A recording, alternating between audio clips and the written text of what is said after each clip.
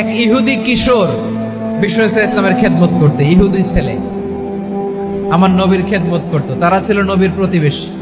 তো অনেকদিন হয় ইহুদি ছেলেটা আসে না। বিশ্বনবী খোঁজ দিলেন ঘটনা কি, একটা ইহুদি ছেলে না আমার খেদমতে আসতো, ছেলেটা কই? খোঁজ নিয়ে জানলেন ছেলেটা অসুস্থ।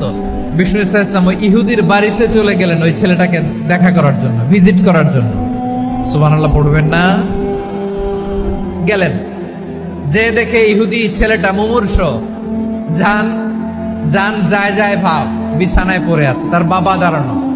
বিশ্বনবী তার মাথার পাশে বসলেন, মাথায় হাত বুলিয়ে দিলেন আর ছেলেটাকে বললেন, আসলিম, হে ইহুদি ছেলে, আসলিম, ইসলাম ধর্ম গ্রহণ করো।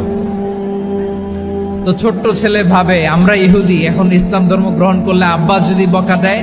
ফানাযারা ইলা ওয়াজহি আবি, ছেলেটা তার বাবার চেহারার দিকে তাকালো, দেখে আব্বা কি কয়। আব্বা যদি বলে তাইলে ইসলাম ধর্ম গ্রহণ করো। ইহুদি ছেলেটা তার বাবার দিকে যখন তাকালো, ওর বাবা বলে, আতি আবুল কাসিম, আবুল কাসিম যা বলে তাই করো। আবুল কাসিম হচ্ছে বিষ্ণু ইসলামের একটা কুনিয়াত, উপনাম। আমার রাসূলের বড় ছেলের নাম ছিল কাসেম। যেমন দেখবেন আমাদের এলাকায় কারো ছেলের বড় ছেলের নাম যদি হয় আব্দুল্লাহ, এরা আব্দুল্লাহর বাপ বলে ডাকে।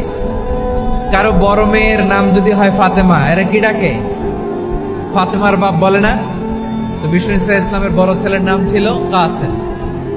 ইহুদি বাবা বলল, আতি আবুল কাসেম, আবুল কাসেম যা বলে তাই শোনো, মানে মোহাম্মদ যা বলে তাই শোনো।